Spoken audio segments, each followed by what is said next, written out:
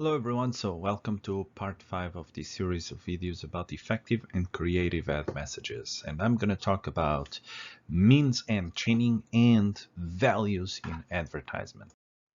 So let's start with the means and training. The means and training is a theory that says that, there's 3 stages in order for us to build values in a brand. Or in other words, for us to be able to convince our consumers that our brand follows certain values, then we need to work on a certain process. And that process is we explain the attributes, all right? It will lead to consequences, and those consequences will lead to values. So values is really our end goal, what we want to achieve. The attributes and the consequences is the means to get there. But let's define each one of them first. So attributes are the features or aspects that are being advertised by the brands. And here we're talking about specific concepts, specific tools, specific attributes, specific characteristics of the product. Like, for example, the GPS in a car, or for example, the design in a phone. So all these things are attributes of the product. Now, consequences is what consumers hope to achieve. In other words, the benefits or what they hope to avoid, the determinants when consuming the brands. So for example, as a car, I expect to get the benefit of mobility. While, for example, if I buy an insurance, then I'm trying to avoid the risk that not having insurance would mean. Those consequences, therefore, will lead to values.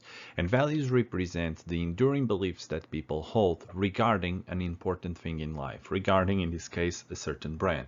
So, what we're looking for is to try to understand what values we want to waken up in the minds of the consumers, and then work out the attributes and the consequences we're trying to use in order to help have a value to our brand that is long-lasting in the mind of the consumer. Now let's imagine that I want to apply this in this situation to a new healthy snack that I created. All right.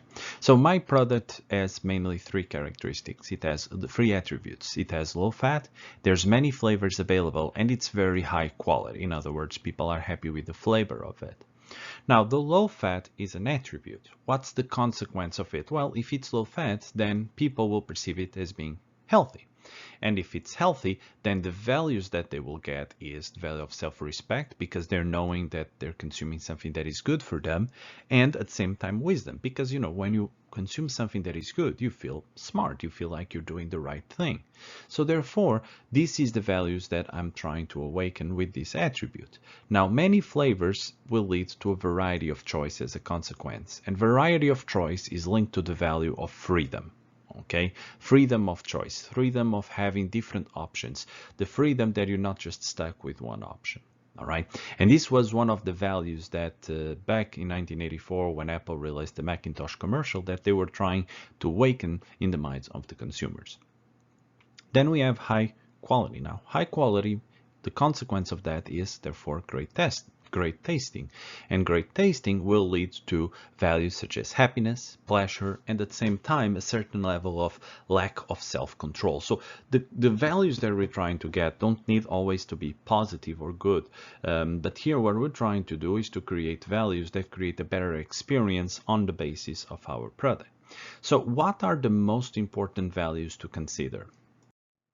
So this is a research that was done in many different countries that are culturally different, and with many people, to try to understand what are the top 10 values in the world according to different societies, according to taking a global perspective.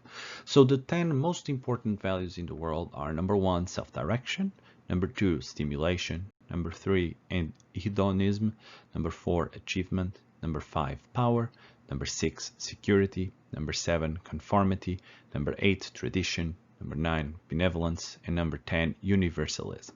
So starting with the first one, we have self-direction. Now, self-direction is independent thought and action, and it is the defining goal of this value type. It includes the desire for freedom, independence, choosing one's own goals, and creativity. As an example, I put here this advertisement about freedom of using your if choosing your insurance company, and the fact that independent agents will have more freedom of choice than agents that work for a specific company. So therefore, what we're trying to do here is to show that if you work with certain people, or if you work with the people associated with this trusted choice agents, then you'll be able to get more choice, you'll be able to feel more freedom, more independent, because there's different options for you. The second value is stimulation, and in stimulation, this value derives from the need for variety and achieving an exciting life. So I think that Red Bull is a great example of that, because Red Bull really creates advertisements that try to create that stimulation in your life, that very focus on creating that excitement. Number three is hedonism. Now, hedonism is about creating advertisement, or creating advertisement that connects to the fact of enjoying life and receiving pleasure are fundamental to this value type. So here I categorize most advertisements by McDonald's, all right, where, for example, you tell them, where most advertisements by McDonald's about the pleasure, it's about the fact of enjoying life. And food is really connected to enjoying life. Actually, many categories of food would fall under this value to try to capture their consumers. Then we have achievement. For achievement, I chose the brand Nike, okay, because achievement is enjoying personal success through demonstrating competence according to social standards. Being regarded as capable, ambitious, intelligent, and influential are different aspects of the achievement value. So I chose Nike because Nike is very focused always on the achievements of people and trying to motivate people to exercise more and to achieve that new level. So they are indeed a company that focus a lot on this value. Then we have the power value. So the power value entails the attainment of social status and prestige, along with control or dominance over people and resources. So we're talking here about things such as wealth, authority, social power, recognition. So obviously most luxury brands would fall under this category.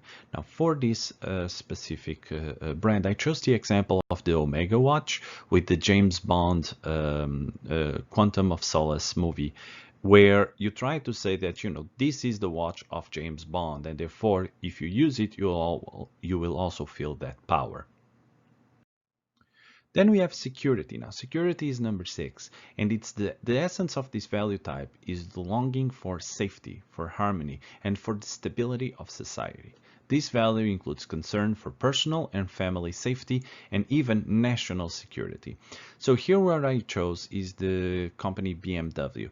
BMW is very focused on creating cars that are safe, and a lot of their advertisements is about their new safety measures that they try to implement in their vehicles. And therefore, I think it's a great example of a brand that focuses on this value.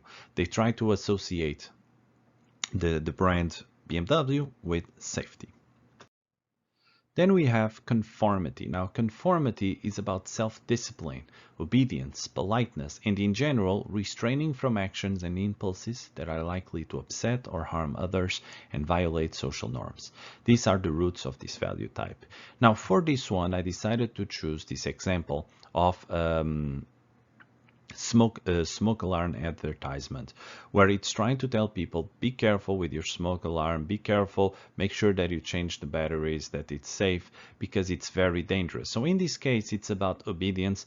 Yes, it's about self-discipline, but in a positive manner. He's trying to use fear as a motivator here to take action, and I think that indeed it focuses on the conformity. Make sure you follow this rule, make sure that you do this because it's important for you. So conformity is about the following of rules and following the regulations that are needed in many cases, and here I think this advertisement really is a good example. Then we have tradition. Now, for tradition, this value encompasses respect, commitment, and acceptance of the customs that one's culture and religion impose. Now, many years ago, Coca-Cola did that by creating this Christmas figure that was Santa Claus and dressing him in red. And as you can see, a lot of brands, or during Christmas, a lot of advertisement involving Coca-Cola will revolve around that. So Coke is something that is very traditional in certain countries like in the US, for example, and it's associated with certain meals. Coca-Cola always tries to make it their product kind of a tradition or a custom to be used. For example, I remember back in Thailand, Coke would always try to associate itself with hanging out with friends. And so that when you go out, you order Coke because, you know, in a way, it's tradition. In a way, it's the way that it's a custom to have. All right. Then we have number 9, which is benevolence. Benevolence is the motivational goal of benevolence is the preservation and enhancement of the welfare of one's family and friends. It includes things such as being honest, loyal, helpful, true friend, loving in a mature manner. And for this one, I actually chose here something a little bit different. I chose this NGO advertisement where it's trying to say support an animal-free circus. And I chose this one even though it's not directly about welfare of friends, but it's about the welfare of the family and trying to have less cruelty so that, you know, you can take your kids to the zoo or you can take your family to the zoo and not feel bad about it, for example. So I think it's an advertisement that really shows this sentiment of benevolence that societies tend to have. And finally, number 10. Now, number 10 is universalism. For universalism, this represents individuals' motivation to understand, appreciate, tolerate, and protect the welfare of all people and of nature. It incorporates notions like world peace, social justice, equality, unity with nature, environmental protection, and wisdom. I chose this UNICEF advertisement where they want to bring awareness to the fact that many children, unfortunately, become child soldiers due to economical reasons, due to social reasons, due to a variety of awful reasons, to be honest. So here is indeed appealing to our universalism, to our desire to make sure that everyone in the world is okay, that everyone in the world is safe. And sometimes they use these shocking messages, sometimes they use something a little bit less shocking, but overall, I think that it really brings to that point of universalism. So to summarize, we have 10 values that are universally acceptable and that by research it shows they are the most acceptable, they are the most common values all over the world. Now, which one do you think is the one that resonates the most with you, and which one do you think that your country maybe is the one that resonates the in terms of values with? So just let me know in the comment section below, and if you have any questions as well, don't be afraid to post them. Thank you very much for watching, and I'll see you guys on the next video.